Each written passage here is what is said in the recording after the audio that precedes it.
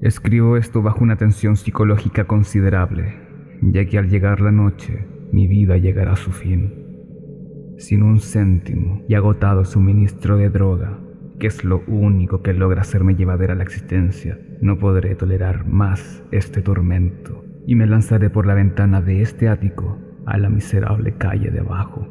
Que mi dependencia a la morfina no les lleve a considerarme un salvaje o un miedoso. Cuando hayan leído estas páginas escritas vertiginosamente, podrán entender, aunque quizás no del todo, por qué debo morir u olvidar. Fue en uno de los lugares más abiertos y desolados del Océano Pacífico, donde la embarcación del que yo era tripulante fue alcanzada por el cazador de barcos alemán. Por ese entonces, la Gran Guerra se hallaba en sus inicios, y las fuerzas marítimas del Uno aún no habían alcanzado su decadencia posterior. Así que nuestro navío fue capturado según las convenciones, y su tripulación tratada con la consideración y el respeto debidos a cualquier prisionero de guerra. Efectivamente, la disciplina de nuestros captores era tan laxa que una semana más tarde logré escapar en un pequeño bote con provisiones y agua para varios días. Cuando finalmente estuve libre y con las ataduras cortadas, no tenía mucha idea de mi ubicación.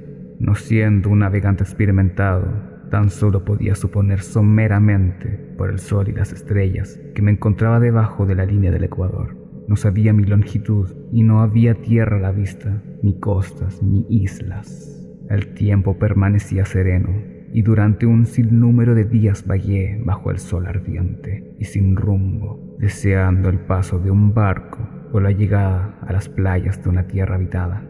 Pero ni tierra ni barcos aparecían y yo empecé a perder la compostura en mi soledad, en medio de aquella inmensidad pendular de azul eterno. El cambio sucedió mientras dormía. Jamás supe los detalles, ya que mi sueño, aunque intranquilo y repleto de ilusiones, fue constante. Cuando desperté lo hice para hallarme medio hundido en una pantanosa extensión de infernal barro negro que me rodeaba en olas monótonas, hasta tan lejos como llegaba el ojo, y en el que mi embarcación se hallaba encallada a lo lejos. Si bien podría esperarse que mi primera reacción ante esa transformación asombrosa e inesperada del paisaje fuese sorpresa, en realidad me hallaba más horrorizado que extrañado, ya que había en el aire y en el suelo podrido una atmósfera siniestra que me helaba hasta lo más profundo. La zona era un vertedero de cadáveres de peces corrompidos, así como de otras cosas menos descriptibles que pude ver asomándose entre el asqueroso lado de aquella llanura interminable. Tal vez no debiera tratar de describir con simples palabras la terrible abominación que parecía adueñarse del silencio absoluto y la estéril inmensidad. No había absolutamente nada al alcance del oído ni de la vista, excepto una eternidad en cieno negro. Y a pesar de todo, la total quietud y la monotonía del paisaje me llenaban de un pánico indescriptible. El sol ardía en un firmamento que se me hizo casi negro en su maligna ausencia de nubes, como reflejando los pantanos de tinta que había bajo mis pies. Mientras me arrastraba hacia el bote encallado, entendí que solo había una teoría que podía explicar mi situación. Debido a alguna catástrofe volcánica sin igual, parte del lecho marino debía haber emergido, revelando áreas que habían permanecido ocultas durante millones de años en las imposibles profundidades del océano. Tan enorme era la amplitud de esa tierra nueva, alzada bajo mis pies, que, por más que forzara el oído, no se oía el menor murmullo de oleaje. Tampoco se encontraba allí ninguna ave marina para alimentarse de los animales muertos. Durante varias horas permanecí pensando y reflexionando en el bote que yacía de lado y prestaba una sombra ligera según el sol recorría el cielo. Al correr el día, el suelo fue perdiendo poco a poco algo de fluidez, tornándose rápidamente lo suficientemente seco como para permitir viajar a través de él. Esa noche dormí, aunque muy poco, y al día siguiente preparé un paquete con provisiones necesario para un viaje en busca del mar escondido, así como de un rescate factible. Al tercer día descubrí que el suelo se hallaba lo bastante seco como para transitar con tranquilidad. El hedor a pescado era desesperante, pero me hallaba demasiado distraído en asuntos mucho más importantes como para preocuparme por aquello, y decidido, me puse a andar hacia una meta invisible. Durante toda la jornada avancé siempre hacia el oeste, guiado por un montículo lejano que sobresalía sobre los demás salientes de aquel desierto ondulado. Aquella noche hice campamento y a la mañana siguiente todavía estaba enfilado hacia el montículo, aunque parecía solo un poco más cercano que cuando lo había visto por primera vez. El cuarto día alcancé el pie del saliente al caer la tarde, que resultó ser mucho más elevado de lo que parecía a lo lejos. Un valle atravesado hacía aún más hondo su relieve sobre la superficie. Extremadamente cansado para subir, me dormí a la sombra del promontorio. No sé por qué mis sueños fueron tan extravagantes esa noche, pero antes de que la luna menguante, maravillosamente deforme, se hubiera elevado demasiado sobre la llanura de oriente, me encontraba desvelado, bañado en frío sudor, decidido a no dormir más.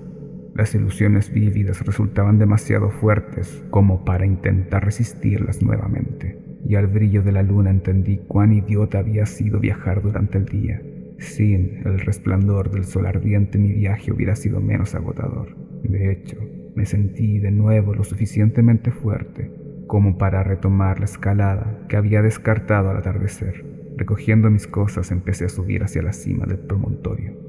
Ya he dicho que la monotonía eterna de la llanura ondulante producía un leve miedo en mí, pero creo que mi horror se vio acentuado cuando alcancé la cumbre del montículo y observé al otro lado de un inmenso cañón, o despeñadero, cuyas oscuras profundidades la luna, aún no lo bastante elevada, no llegaba a iluminar todavía. Me sentí como en el fin del mundo, mirando al borde de un caos impenetrable de eterna oscuridad. En mi pánico me venían curiosos recuerdos del paraíso perdido y del terrible ascenso de Satanás a través de lejanos territorios de tinieblas. Al elevarse más la luna, empecé a discernir que las cuestas del valle no resultaban tan rectas como había previsto.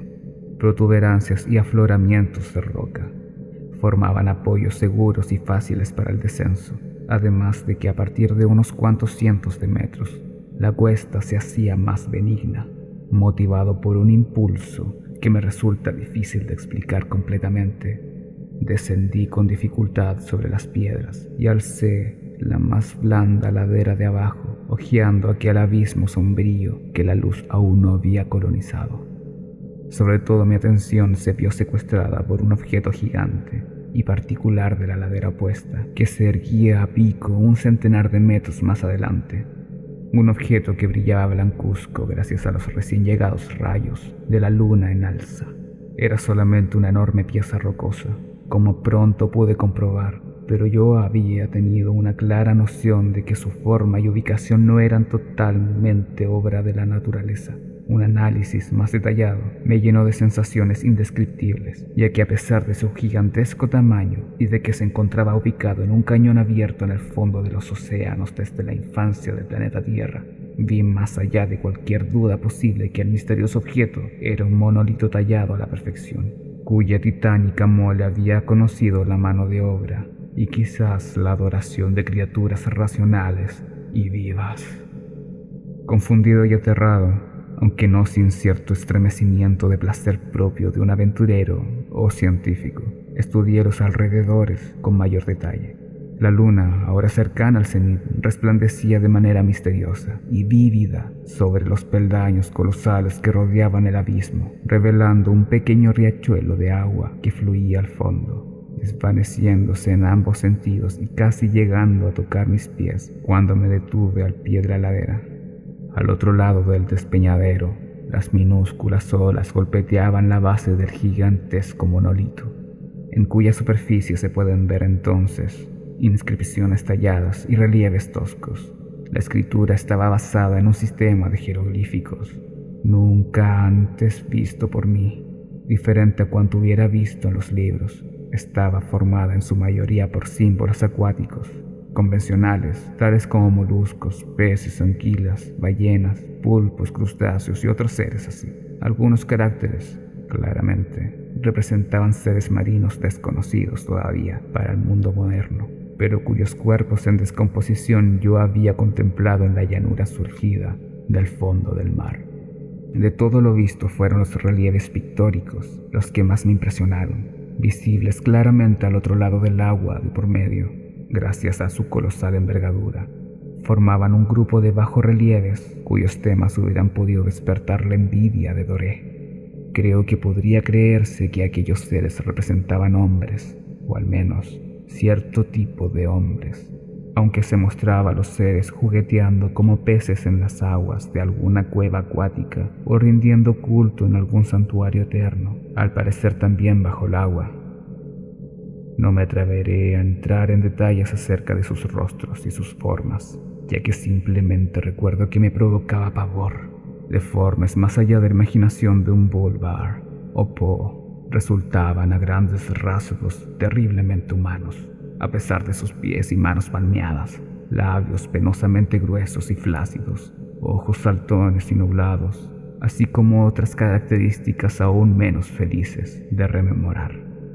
Cosa bastante extraña, parecían tallados, sin guardar proporción con su escena oceánica, ya que una de las criaturas era retratada en la acción de cazar a una ballena, representada como apenas un poco más grande.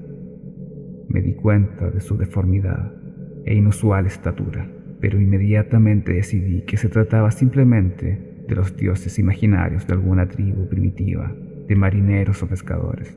Una tribu cuyo último antepasado había desaparecido antes de que surgiera el primer descendiente del hombre de Piltdown o el del Neandertal. Horrorizado por este repentino vistazo a un pasado mucho más lejano de la imaginación del más curtido de los antropólogos, estuve meditando mientras la luna vertía misteriosos reflejos en el silencioso riachuelo que había frente a mí. Entonces, de pronto lo vi, con tan solo un suave salpicar indicando su llegada a la superficie. El ente se alzó sobre las aguas oscuras, enorme, semejante a un cíclope. Horripilante, se lanzó como un temible monstruo de tormento hacia el monolito, al que cogió con sus titánicos brazos escamosos, al tiempo que movía su cabeza monstruosa para emitir algunos sonidos pausados. Creo que enloquecí en ese momento. De mi desquiciada subida a la ladera del risco, así como de mi alucinante regreso al pequeño bote encallado, poco es lo que queda en mi memoria. Creo que canté durante largo rato y que carcajeaba de forma extravagante cuando ya no fue posible seguir cantando. Conservo confusas memorias de una gran tormenta desencadenada poco después de llegar al bote, y de alguna manera sé que escuché el retumbar de truenos, así como otros sonidos que la naturaleza emite solamente en sus momentos más desbocados. Cuando volví de entre las tinieblas me encontraba en un hospital de San Francisco, llevado allí por el capitán del navío norteamericano que había hallado mi bote en mitad del océano. Había hablado mucho durante mi desvarío, pero supe después que habían prestado poca atención a mis palabras. Mis rescatadores nada conocían de tierras surgidas del Pacífico, y no vi prudente insistir sobre cosas que estaba seguro no creerían. En cierta ocasión visité a un famoso etnólogo y lo distraje con preguntas curiosas acerca de la antigua leyenda filistea de Dagón, el dios pez, pero entendiendo enseguida que era incorregiblemente convencional, desistí de mi examen. Es al caer la noche, sobre todo, cuando la luna es menguante y deforme, cuando veo al ser. Probé la morfina, pero la droga ha resultado ser solamente una solución fugaz y me ha apresado entre sus talones como un esclavo sin perspectiva de escape. Así que voy a dar fin a todo esto, habiendo transcrito una narración completa para el conocimiento o la soberbia diversión de mis colegas. Constantemente me pregunto si todo no habrá sido una fantasía, simplemente un monstruo de la calentura sufrida mientras yacía preso de la insolación y enajenado en el bote sin techo tras mi escape del buque de guerra alemán. Eso me digo a mí mismo, pero siempre llega una horripilante y corpórea imagen a manera de respuesta. No puedo recordar el profundo mar sin sufrir escalofríos por los seres indescriptibles que puede que en este mismo momento estén arrastrándose y removiéndose en sus fondos pantanosos, adorando antiquísimos ídolos de piedra y cincelando sus propias y odiosas imágenes en obeliscos acuáticos de granito húmedo. Sueño con la hora en que puedan surgir de entre las olas y hundir entre sus garras a los remanentes de una raza humana débil y agotada por las guerras. La hora en que la tierra se hunda y el tenebroso lecho marino se alce entre el caos mundial. El fin está cerca. Escucho un murmullo en la puerta, como si un cuerpo gigante y escurridizo luchara contra ella. No me encontrará.